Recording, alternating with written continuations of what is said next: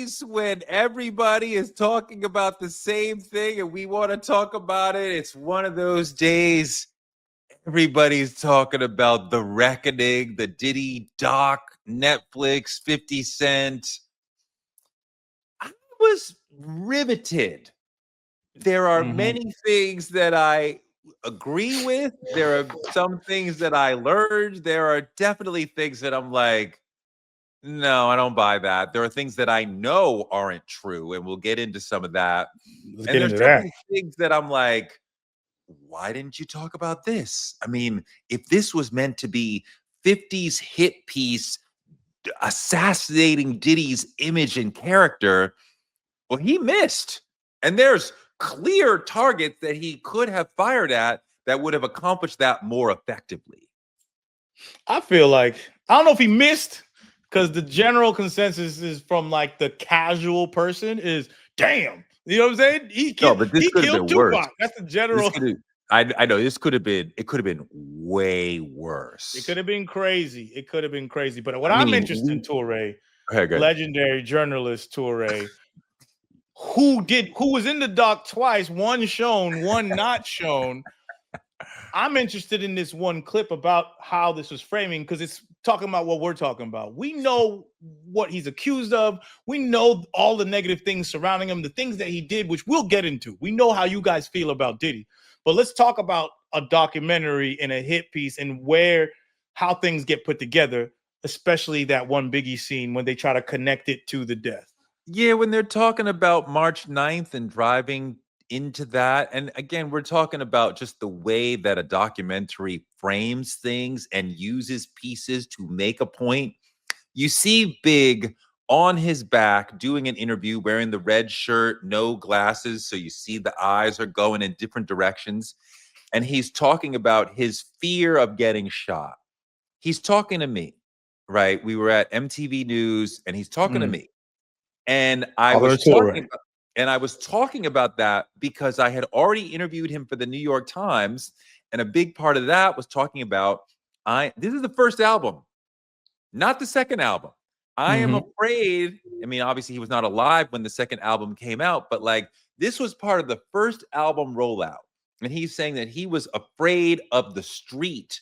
He was not talking about the game. This was way before East West. He was not talking about Pac and Suge. He's talking about the street of New York. Somebody might get him because he was real in the streets. But, you know, I got to be out here living, showing you my thing. I got to shine. I got to floss. I got to, be myself out here.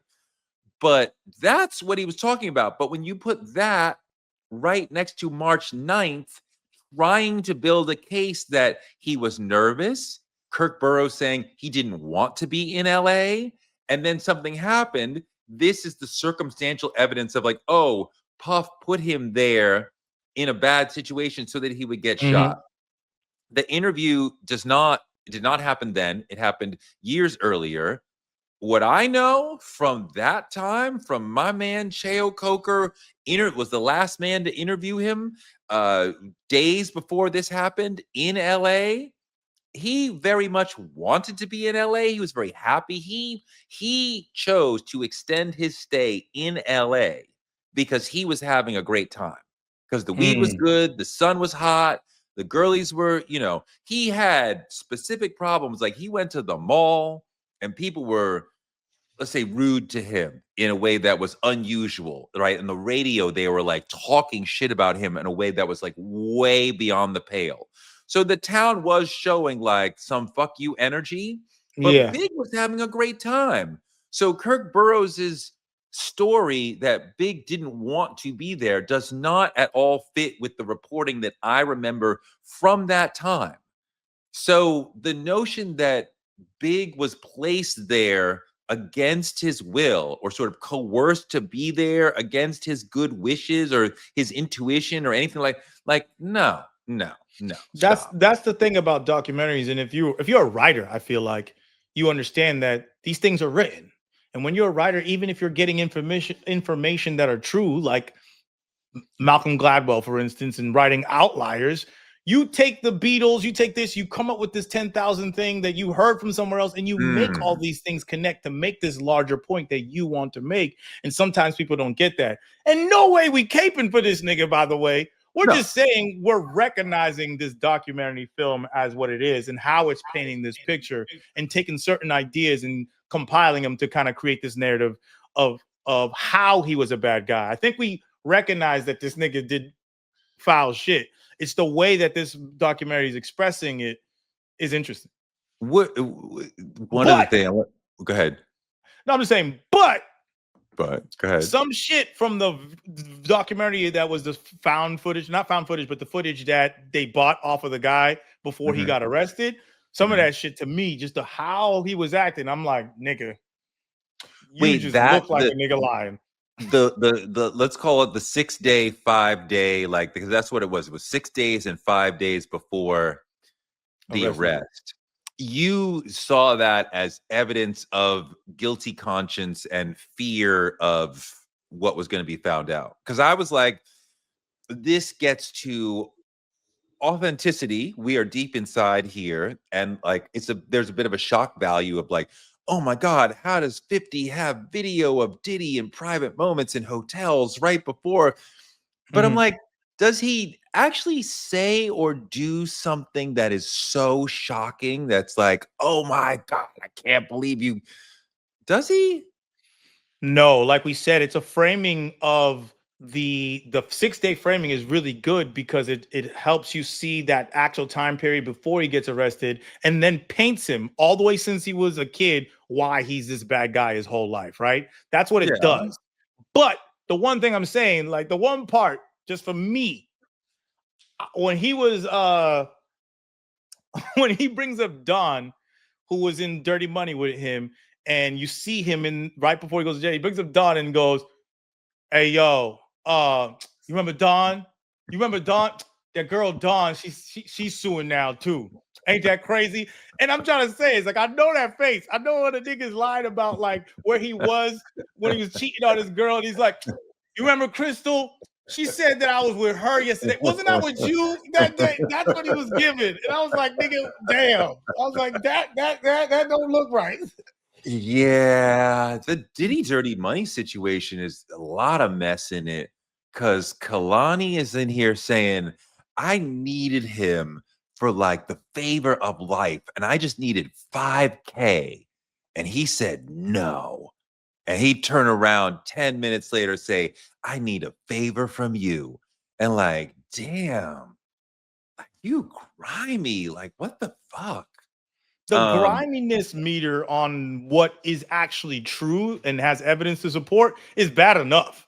That's the thing. That's why when you say these things that you can't really prove, whether it be, like you said, how they're saying Biggie didn't want to be there and he kept them there, whether that can't be true. The other things that are true, like the fact that you requested to pay for the Biggie's funeral with his, make it like recoupable, that thing that's been brought up, or the actual footage of you beating on Cassie makes you feel like any other thing that you did to a woman is possible. When you throw them all together, it's like it makes other things seem true or can be true, but everything needs to be proved. When you get Aubrey O'Day, that was a heavy moment when she's reading the account of what happened to her that she does not recall. And she's like, I don't really know what to do with this information because if I challenge it and find out it didn't happen, then I screw the actual survivors. But if I challenge it and find out it did happen, then that takes me in a whole other direction. And I mean, like, it did seem a little heavy to have her reading the stuff about herself when she's reading it. She's like, I don't know this happened. Yeah. And I felt like kind of cringy of like, wow, like you guys are pressing her to read shit about herself that she doesn't know. Like I thought that was very wild. I was like, this is wild. And then in real time, she's reading it and has to be like, yeah, if this is not true, I don't want to make this person look like everybody's lying. You know, I don't want to, like you just said, I don't want to make it look like people are lying on him. And then if it is true, it's like, this is fucked up. Like, why I don't even recall any of this shit. I thought that was crazy to see.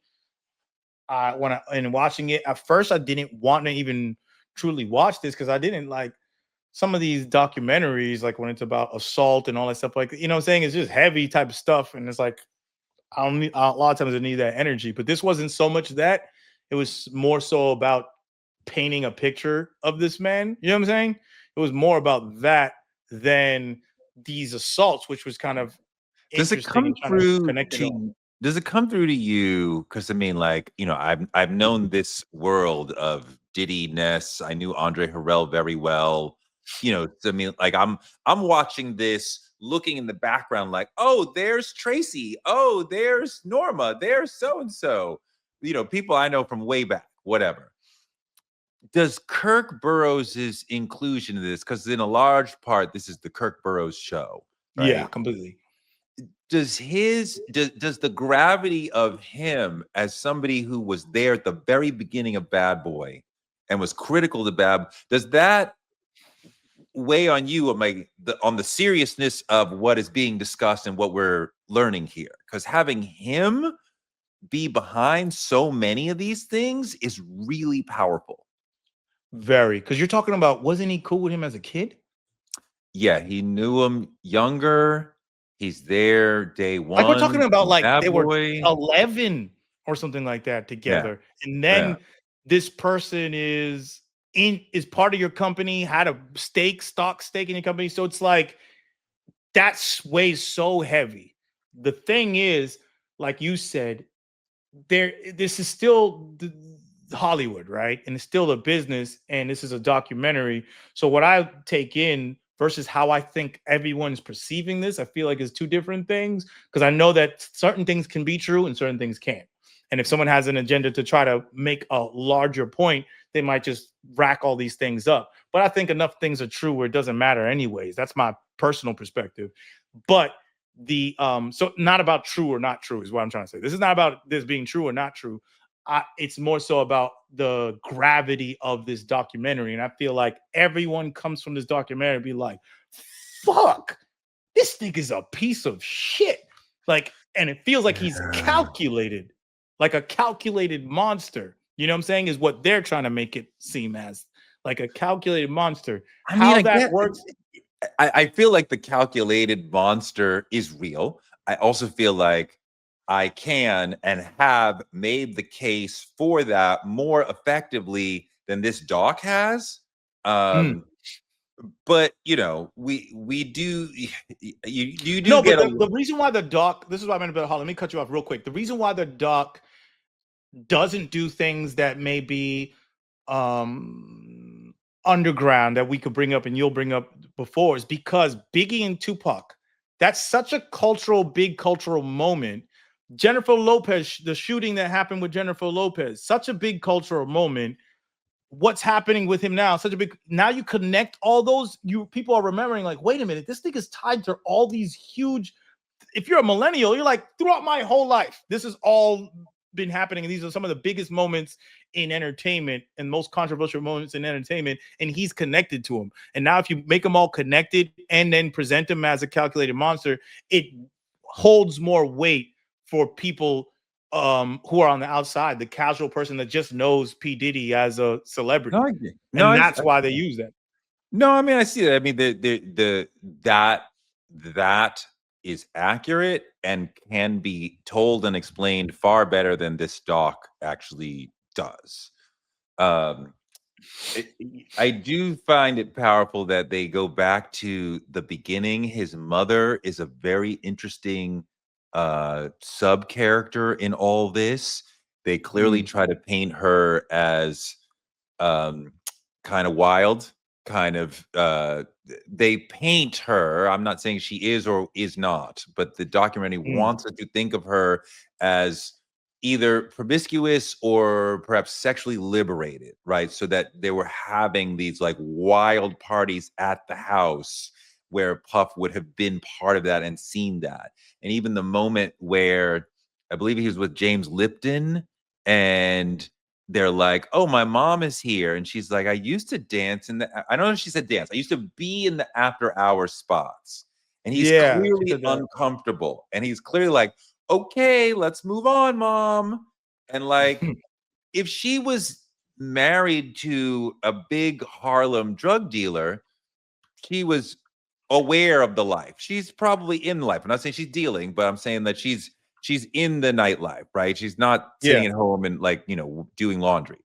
So I mean, you know, the documentary definitely wants you to think that he came from a sideways home that was perhaps not the best for a child, and thus whatever brokenness you get after that starts there, right? So he's starting off attacking his mother in this piece. Yeah, that was interesting, and it's like I'm like, how much of that do we know? I know that one part where I feel like the same way you feel about the Biggie clip, about the clip of her saying that she was working in nightclubs or something like that, was to try to prove that maybe he's learned this wild stuff from his past. You know what I'm trying to say? Which you're gonna learn something. You know, this his whole perspective and how he acts comes from somewhere, but also being so ambitious to be in this world and willing to do whatever will make you probably want to see that in the people that you're hiring and all that type of stuff. And it just keeps getting higher and higher the higher you go. That seems more of a reality where there's got to be something that's dark there or trauma or whatever. And then when you move through the world and you have no boundaries, you're going to feel boundless and do crazy shit. I mean, yes, for certain. The boundlessness that they start to refer to when, I mean, the man after Andre Harrell, the man never had another boss. Really, he's been working for himself since he's like 24, right? And he's been like multimillionaire and famous since he's like 24, and like getting away with all types of crazy shit, you know, since he was like 22 or something. How old was he when CCNY happened? So I mean, like, yeah, he was still a party promoter when that, and I didn't even know about that because I'm young. You didn't know about CCNY? Not at all. I learned that from the documentary. Really? That's did not know that. He was promoting it was way before my time. He was promoting a celebrity basketball game. So it's like there's going to be a basketball game, and then all the artists of the day are going to perform. You know, so it's EPMD, and I believe he said Father MC, and like Heavy D, and like people who are hot like that, people who are in the Puffy universe, who he as a promoter could get to. Because before he was, but when he was at Uptown, before Bad Boy, he was one of the illest promoters, party promoters in the city. His parties would be huge and lit and fun, and he was on a whole nother level as like he's clearly the best promoter, at least on the black club sort of side, without question. And yeah, so it's kind of becomes an undercover concert, right? Like we're gonna throw a 4 or 5 artist concert real quick, and you know each person's gonna do 1 or 2 songs while we're doing this basketball game. And you know, I think it was like a 2,300 person venue, and it was something like 5,000 ticket holders showed up one way or another, and I think they oversold the thing by quite a bit. And when there were people who wanted to get in and people who wanted to get out because there were too many people and the doors would not open. They open the reverse way, right? Yeah, so all these people are getting smushed against the doors. And then when people realize what's going on, there's a stampede. So I think it was 9 people who were like 17, 18, 19. I think one of them was like 27, 28, but most of them were like teenagers, like late teenagers. And yeah, niggas thought his career was over. Pivoting. I don't think that he killed Pac. And I know the documentary, that is the main thing that the documentary wants to convince you is true, that he killed Pac and had something to do with Big's death. I don't believe it. I don't believe Keefe D. I don't believe the coincidence, because he's alone. Because he said that Puff said to a room of over 40 people, $1 million. That was exaggeration. No, the nigga said 40. No, I heard that too, but he was. I mean, do it. So it doesn't matter. That's I mean, if you want to start doing that, then we can't. I mean, like, part of the point I'm making is Keefe D needs more people. If his story, he's alone. It's not just him, Orlando, and Puff who know what happened there. He said there were other people in the room. So you think that they went home and said nothing? But Suge knows exactly who shot Tupac. Just because there was other people in the room doesn't mean they live by a different code. Okay, I mean, yeah, Suge knows. Okay, that's another person. I'm saying Keefe needs more people. It's been millions of years. Like, nigga, they never said nothing to nobody. I mean, obviously, there's. I believe that, but I believe that it's a wild coincidence to think the guy who was told to do this, his nephew, somehow is the one that Pac attacks, which then gives them a situation where it doesn't look like they're the aggressors. No. What I believe is that Pac with other people, beat up a Crip, and the Crip came back and shot him. I don't think it's that simple. It can't be that simple, because and here's my thing with that, because you have that cop that's been trying to solve this forever, and the cop says he knows exactly who killed Tupac, right? But he didn't say who did it. And I mean, I don't know, who did he even talk to? I want to know who he fucking. No, he said that Orlando did it. Okay. So that's what the cop says. The cop that had a documentary. They've been talking about this forever. KVD, Orlando, and all that. Orlando. That's what I said. That's what we've been saying. And he says that, but they're saying that the documentary. What the documentary says for people to know is that it says that Orlando tried to get Pac's chain at a mall or something like that and jump him, then Pac saw him. They jumped him back. And then then there's retaliation on because that supposedly Puff was offering $5,000 for a death row chain. I mean, so is that hard to believe for you? Snatching chains been part of the game since the early 80s. That is not hard to believe that perhaps Orlando had tried to do that. But still, we're in a sea of people in Vegas. And the one person that he connects with and fights with just happens to have somebody who was directed to. I mean, to me, the Puff thing becomes this overlay that Keefe D is trying to put on there to somehow slither out of this thing somehow. I don't disagree with that. If you just look at how things, what do they call that thing? This word starts with a P. I'm not great with legal language. I think, the proffer. Yeah. This happens all the damn time when you try to get immunities. This is what invented the snitch, right? It's like, how do I get out of this situation, right? So I could believe that as well. There being an involvement or the desire to put harm to Suge and Tupac from the East Coast camp, that's also possible, is what I'm trying to say. It's like, when you think about it, that desire is there. It being a direct order hit type of situation, I no idea. That's that. For those who understand, will know how to say that. I have no je ne sais pas. You know what I'm saying?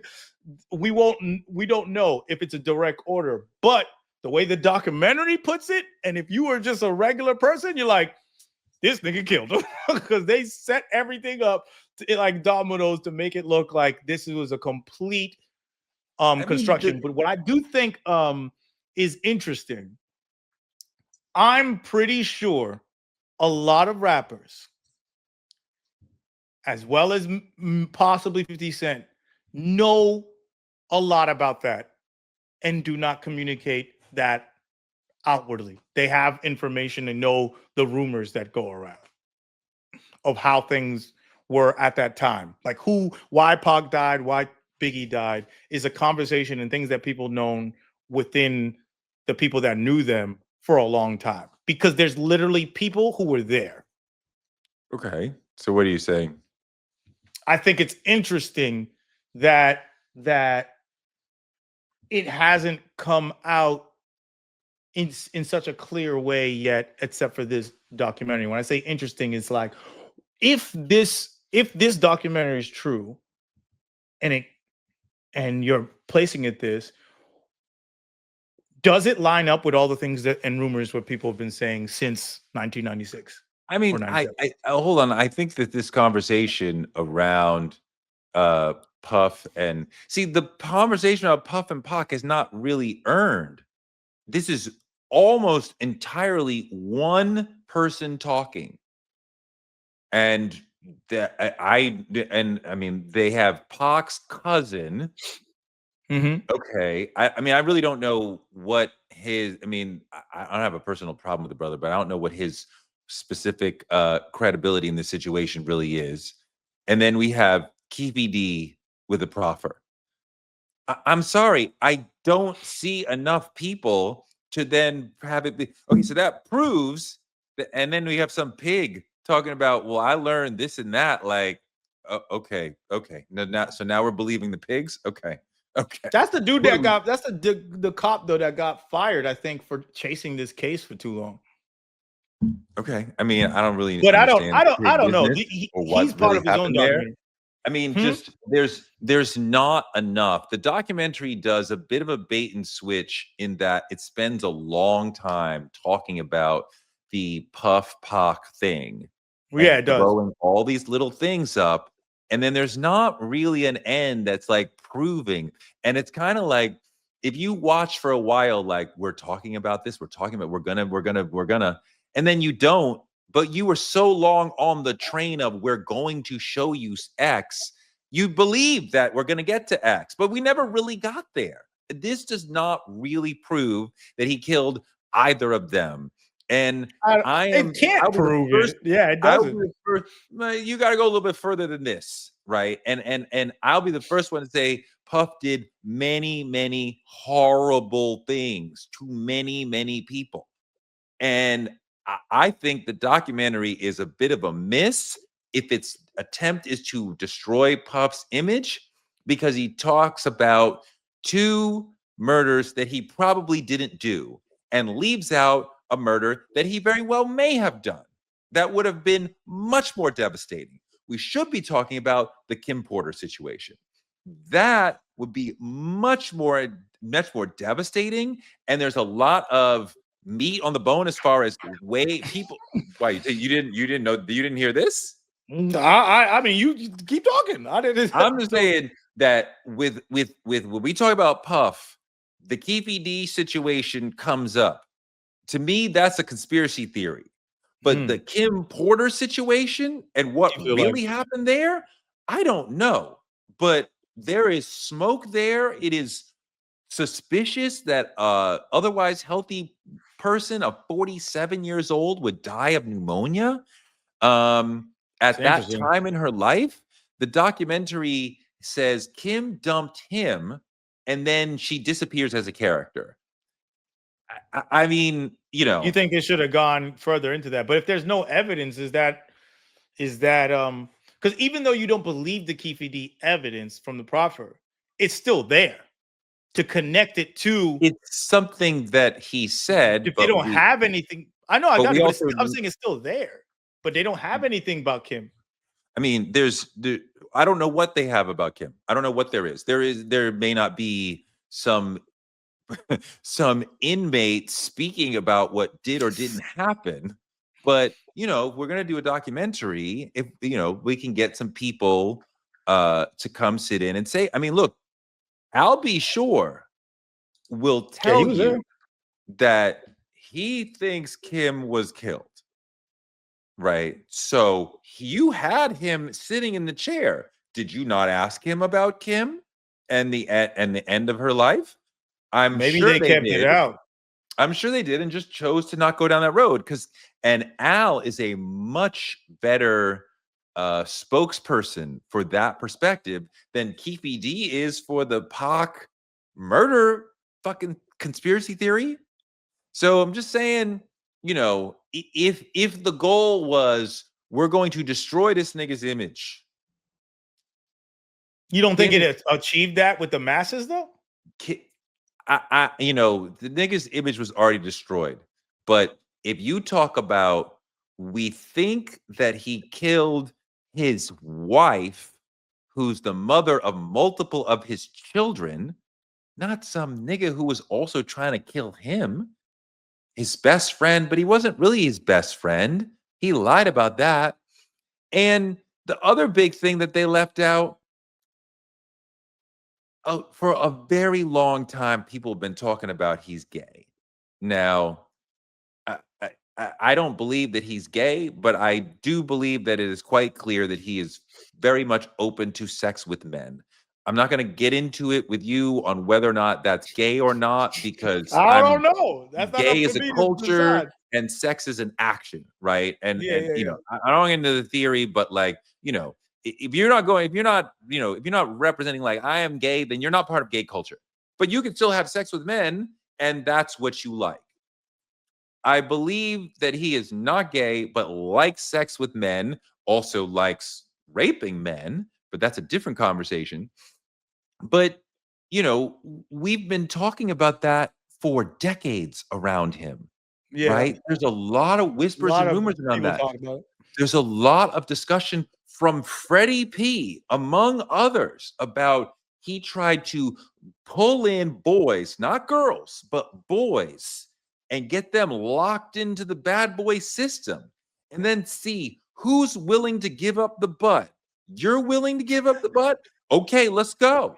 And then, so it's grooming and raping, right? All that sort of shit. And like, who's willing to give up the butt? That's what Freddie P said. That's in hilarious, multiple interviews. And, the casting couch, but in this direction, right? And I mean, did he do it with girls? Sure. But I mean, like, if you want the masses to be like, wow, let's talk about that. Like I'm saying, if you're in the planning meeting and you're like, okay, we're going to destroy this nigga. We're going to tell him he's actually, booty patrol and murdered his ex-wife. To me, that destroys the image. And those two things are largely, well, one is alleged and the other is true. And one very well may be true. To me, that gets you further than he might have told somebody else to kill Pac, which is bad, but I don't believe it. And I'm sure some people don't believe it. I mean, I don't know. I see people out here saying, oh my God, he killed Pac and Big.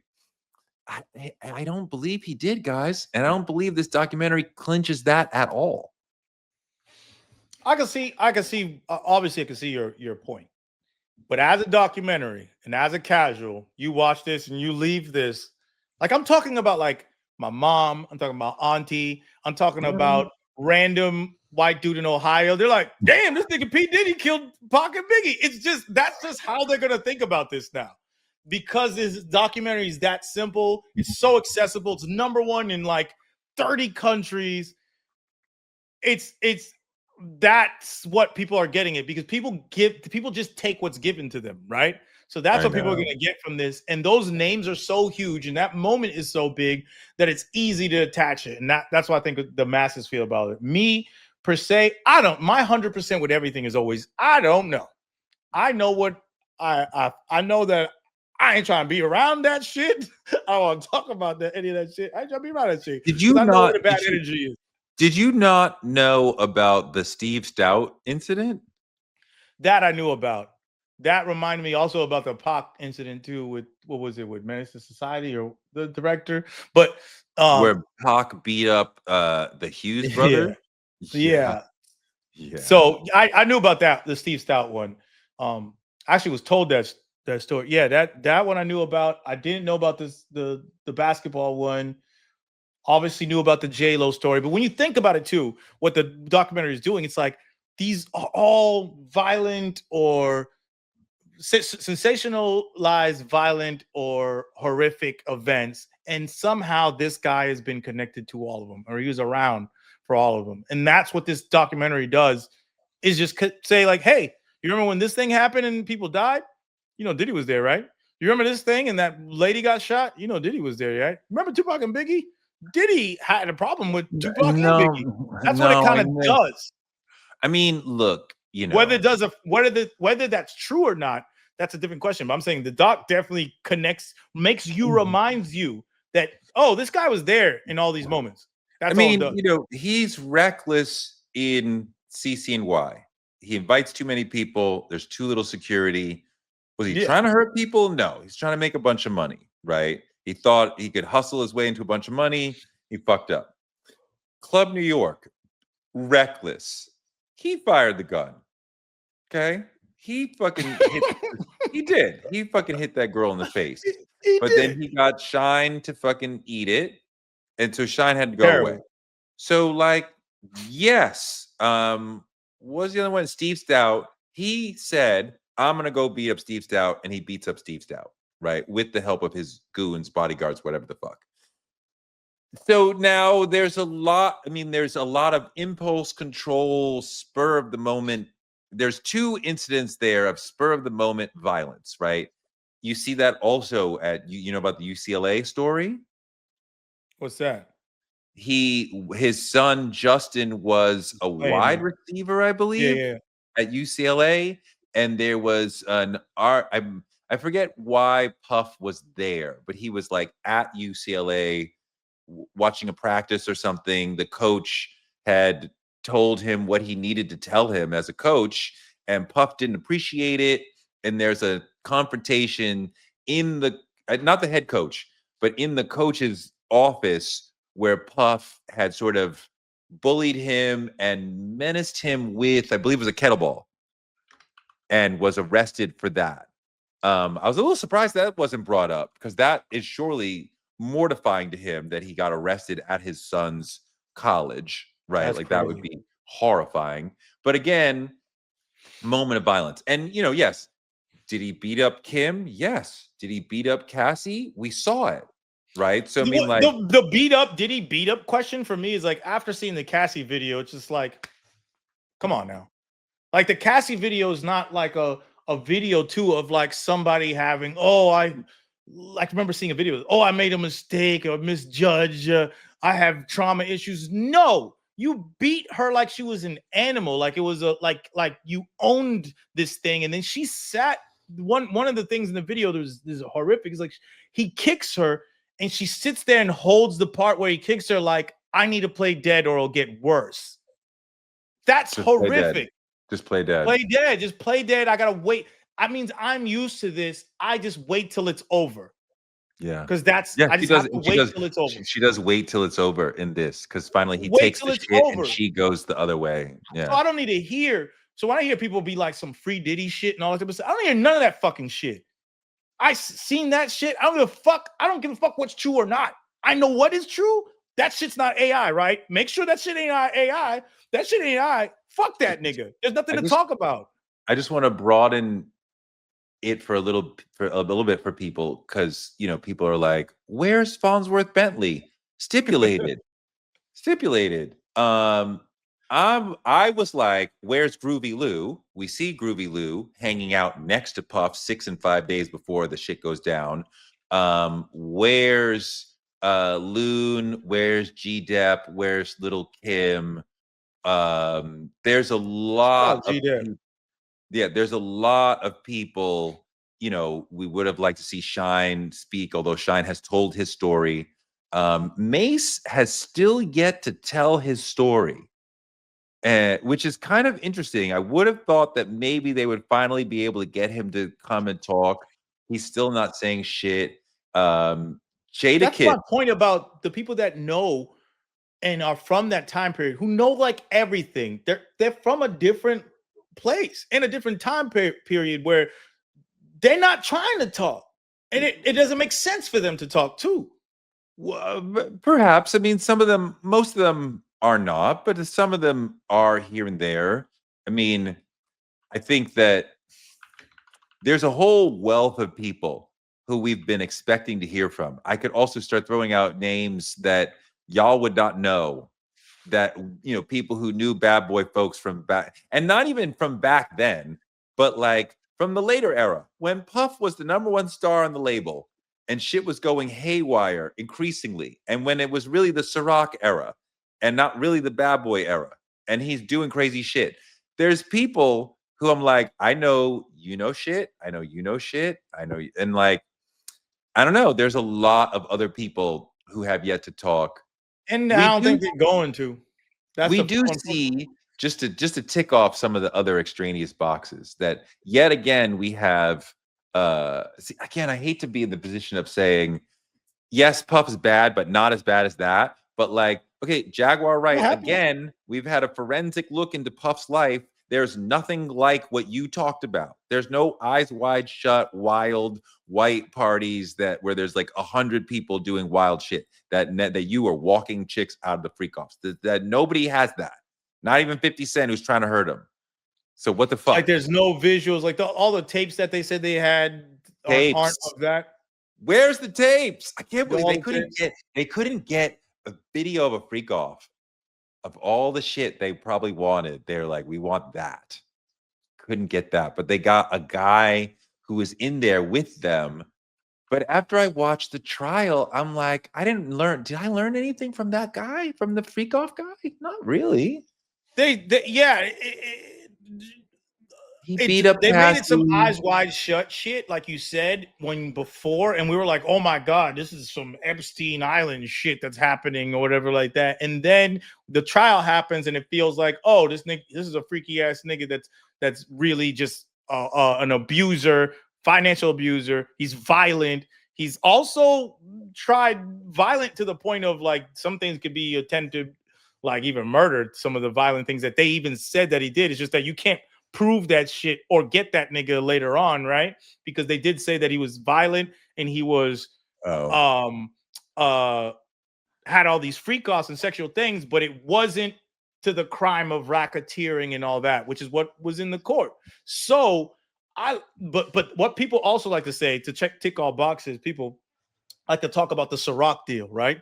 And how that Ciroc deal, my mom even brought this up. She goes, but weren't they, didn't the alcohol people try to like set him up? Like my mom, I was like, where do you hear, right? Where are you getting this? Where are we getting this information? But she's just hearing things that she sees on Facebook or whatever. So many people believe that. Oh my god. Whereas, first of all, I think there's a little bit of truth in everything. I don't think that it's how people like to pray. The conspiracy theory thing, it's like the same way you try to make the freak offs into eyes wide shut, and it's just this. The same way you try to take the alcohol thing and make it like it's this giant conspiracy. It is the truth, though, that you are not getting protected financially in the same way that you were before when you're trying to go against the people that are your I don't know. I don't think this is nothing to do with liquor and the man and trying to get bigger. That's some black conspiracy theory. The man's trying to keep us down. It's not the man trying to get us down.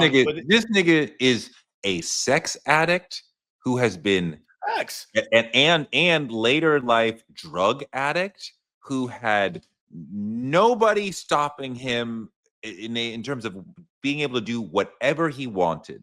And he benefited massively from all the people who would do anything to be part of the circus. And I mean like the entertainment industry. And like, I'm a rapper, I'm tough, whatever. I'll do anything to be part of this shit. And like most people have a line. I would love to be a star, but I won't suck dick for it. I would love to be a star, but I won't, whatever for it.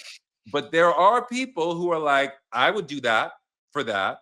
And it may be sexual. It may be not sexual, some other sacrifice, some other way of you going beyond your line. But there are people who will go, and people like Puff are the sort of predators who see those who will do anything to be part of the circus and will find a way to pull them in and extract whatever you want from them, be it monetary, where we have Babs saying the contract says you're going to be famous, but you're not going to get any money, or be it sexual from somebody else, whatever, Cassie, whatever. But what do they say?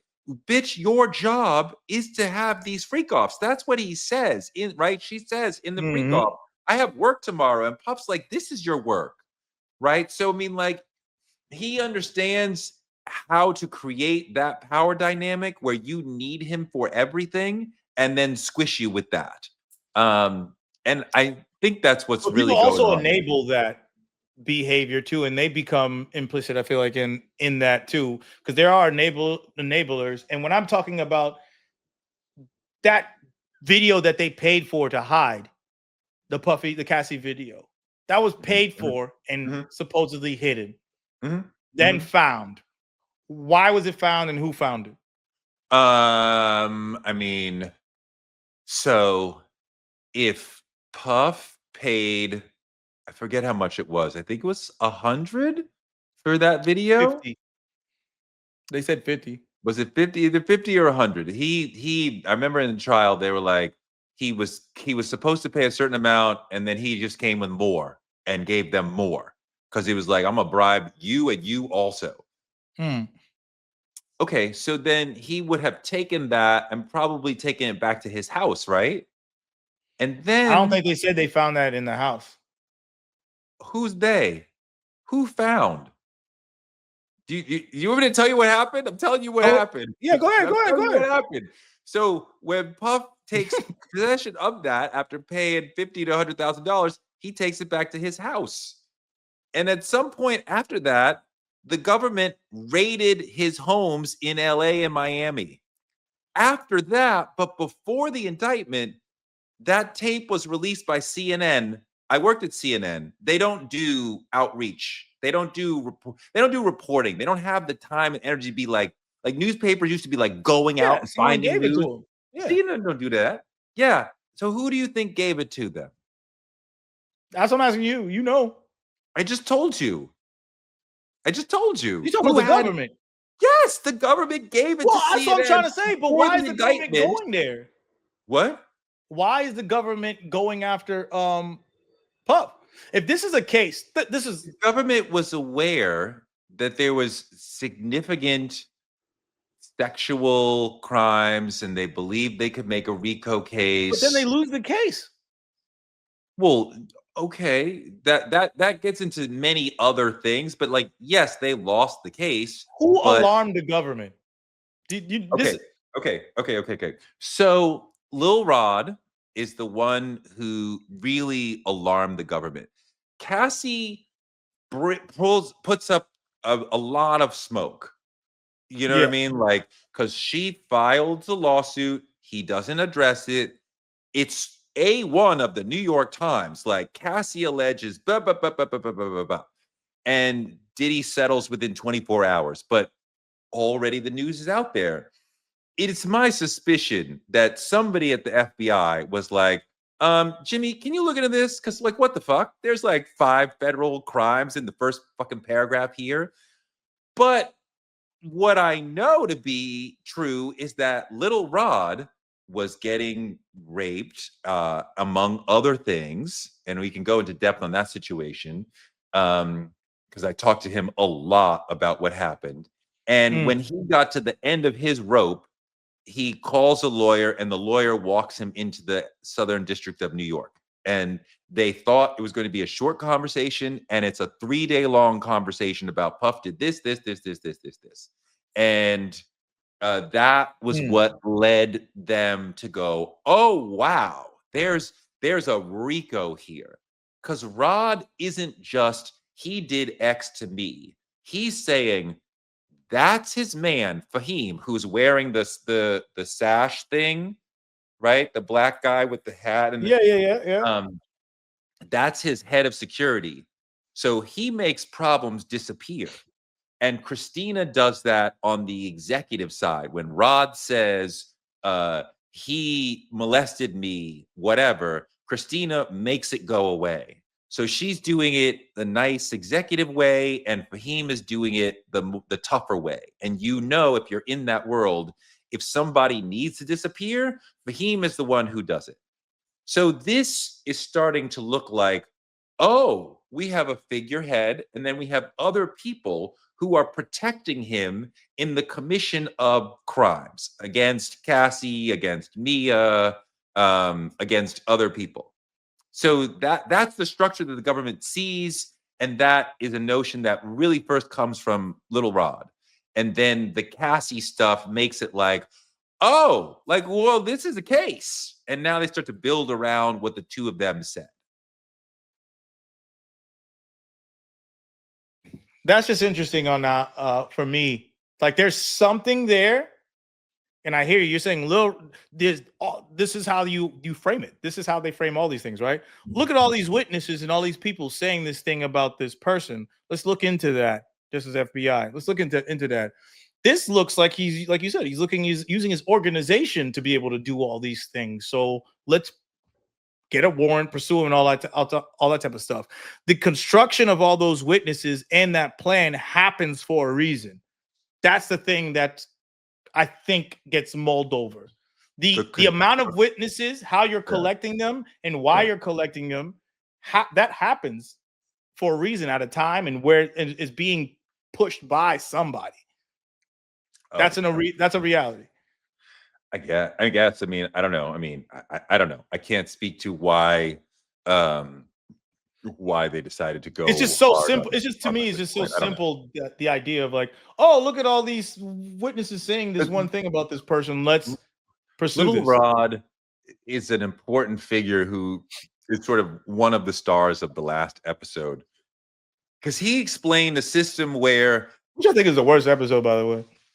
He saw the world as, I am a small producer, and me and the other small rappers, if we want to move up, we have to get a cosign from one of the gatekeepers of the industry. And he was like, that's like Puff, Jay-Z, Dr. Dre, 50 Cent, like maybe, Onika, Drake, like people at that level. And when you have a successful experience with one of them, you make a song or whatever with one of them, then that moves you up to where the middle class of rappers and producers are like, oh, well, now I take you seriously, right? And that's how you move up. And if you have a negative experience with one of them, like I couldn't get it done, then you're out of the game. So he gets into a Puffy writer camp, and he sees this is the path to become an artist. He has 6 children. So he's like, I gotta fucking make it. They're in the hood in Chicago. Like, I gotta take care of mom and all these fucking kids. And so I'm with Puff, and I got to make this work, make this Love album work, because then I'll be in the industry. I'll be able to take care of my family. But that means going along with what Puff is asking for you to do, which quite often is take a drink. We're taking drinks all the fucking time. Take a drink, take a shot, take a drink, take a shot. You can't say no, because you got to be part of the party. Because if you say no, then you're freaking out of here. You're not cool. Right. So you got to, right. And sometimes, and I'm truncating a very long story, but sometimes the shit is laced. And, on at least one occasion, the nigga took a drink, and then he felt really weird. And then he kind of feels himself like losing control of himself, which is not an unusual story in the world around Puff. And then he wakes up, and he's like, later in bed, and he's like, my butt hurts. And I don't know what happened because I was out, but I know what happened because I'm not fucking stupid. And, but he's like, I'm so close. If I say, fuck you, I lose everything. I have nothing. If I just keep my mouth shut, because I haven't been paid, the Love album has not come out, so nobody knows what I did. So I got to be quiet and stay the fucking course. And, it was at the point when he realized this nigga's never going to pay me. Then he was like, okay, was it like $29,000? Well, that's what they offered him, but he had produced most of the Love album. Yeah. So he was like, obviously, I've done a lot more than $29,000 worth of work. But like, that's and he didn't get paid that even. He didn't get paid that. So he's getting, he feels financially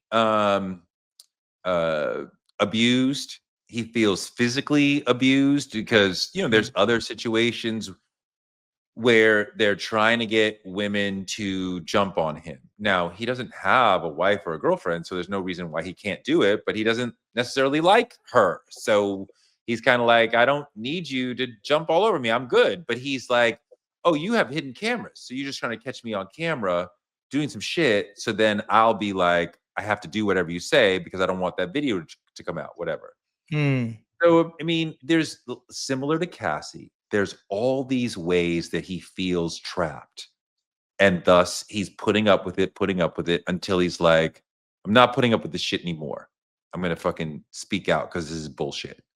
There was a period, I think, that he was afraid for his life. I know he was afraid for his life because when I met him, he was not saying where he was. We would just talk and I would not know. I don't know. I had no idea where he was because he was like, I am hiding from that nigga. So, I mean, that's where he is. That's part of what he had to deal with. I think it's a really important piece. It could have been deeper. It could have been better. It could have damaged or hurt Puff much, much more. And there's a lot here that's not true. That's sloppy. That seems apparent.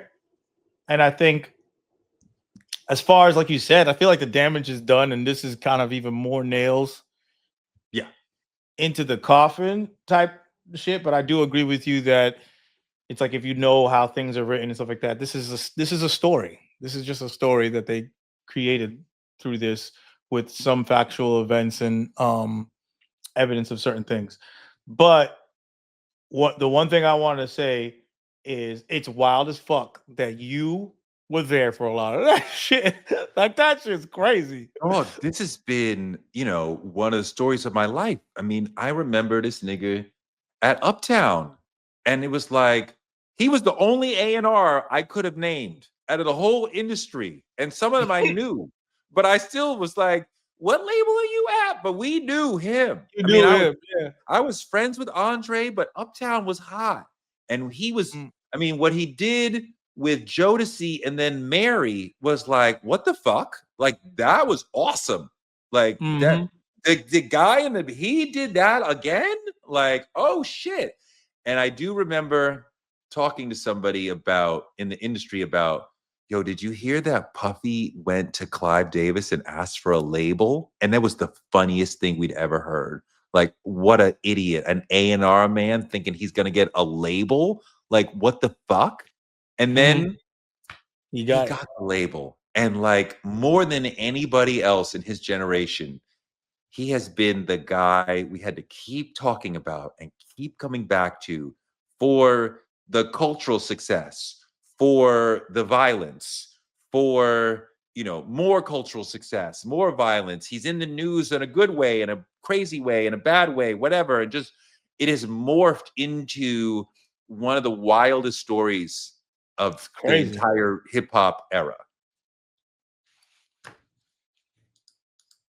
$1 million in